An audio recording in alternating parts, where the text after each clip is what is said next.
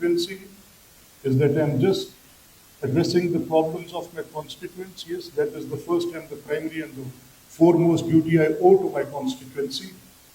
But it also asks me to embark on a journey where I should be talking of constitutionalism, where I should be talking of dividends to the people of democracy. That the results I give, those should be for the people. I have been advocating this on the different forums. I have been advocating these in the political parties, on the platforms of the political party, in the manifesto committees of the political party. But I have to make an honest admission. In this journey of 3 decades, I was first elected in 2002. I have been into the practical politics since 1997. And since then, I have been part of different assemblies and cabinets. I've been standing with the political party, but yes, I have to admit, populism has taken its way. Institutions are losing its strength, its credibility, and we need to reform. As a matter of fact, this is exactly what I have been like putting a case study. For example, I'll just narrate a story. You have been through so many academic details. I will be just giving you few human stories which will speak volumes for itself. Now, I belong to a small village. I will start that story from that small village. I'll bring it here in the metropolises of Lahore. From here, I will take it to the New York, to the United Nations headquarters, and I'll just try to link that the person for whom we all work, in which way we exploit, and in which way he wants us to benefit him. Now, this is a very simple story. The story of a child who was out of school. He was 12 years old, and I just saw him on the street. I figured out that this boy at the school time his hands are dirty with the dust. His feet are without shoes. He is in some fields working. And I just stopped there and I asked the boy to come over. I said, why you are not at school? This is school time. He said, I don't go to school. I've never been to school. I said, how old are you? He said, must be 11, 12. He was not aware of his age. I said, why you are not in school? He said, sir, I have 4 or 5 family members. I have to feed them. I have an elder brother also. He is also there in the field. He has never been to the school. So this became a case study for me. I took that boy from his hand. I brought him back to the school. I said, I will take care of your family. This organization with which I work will take care of it. This organization has an office in Lahore, and it has a connection with some non-governmental organization, which is on some sort of road with the United Nations. So we will try to fix this village alone, and we will try to fix it in a way that all the children, those who are out of school, I will try to bring them in the school, taking care of those families, those who are not sending their children to the school just to feed the families. So the number was 34. So I took those 34 children, brought them to the school, gave everything to that family, but I could not sustain that.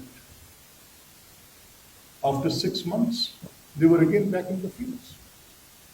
So I asked those researchers, I asked those donors, I asked the government agency, I called the different people, I spoke to Sir Robert also. I said, sir, I need to know that at his formative age, the boy who is at 12 today, my system, my institutions were not able to take him there. And I know every leader of the political parties on the face of this country, those who have been advocating that they will make schools, no child will be left out of school, every children is our duty, irrespective of which political party that leadership belongs to. Everybody had a tall claim that we will take every out of school child to the school, but here it is a small village called Sarding, and there are 34 children out of that school. I have taken them to the school, and after 6 to 8 months, none of them is in school. His reformative age, his age when he receives an information, keeps it to him, makes it a habit, adopts it, the age when he has to understand and make his habits to live the life. 7 to 12 is the age. And he is, how can I just return his age back? He is not there today. Same goes to health, ladies and gentlemen. I live in a place where quackery is the order of the day. Every political party has made a promise that they will deliver the health services. I go to the basic health units. Trust me, you won't like your children to be there or your elders. I go to these rural health centers. I go to DHQs. I get my treatment there. But I'm afraid it is not good. Every political party has made the promise. The political parties have made a promise that they will provide the shelter. These populist narratives have been there. They will provide the employment, jobs. But the figures tell me that every year unemployment is getting out of hands. We have a youth bulge, all these young boys and sons and daughters sitting here, students. Every year they're just coming into the mainstream. But is there a mechanism? Is there an institution? Is there something thinking stage, a think tank or a thinking college in which you sit and make ideas that how the public sector is going to take this load of youth bulge, which is now safely, I can say, is increasing 60% or 65%. No, sir, nothing is happening. We are just promising. And as I say, we are just promising. Promises, if they don't get fulfilled, then a depression comes in. Then people start making loud noises. Those loud noises sometimes get very, they can just create an anarchy for no reason. They can create it. And if you think that these are not reasons enough, then we are mistaken. They are burning at the back. If I, as a responsible policymaker, if you as somebody, members of the faculty, teachers, academicians, political scientists, we all have to sit. We have to sit and come up with the ideas that how we are going to face this challenge. I'll just give you an example.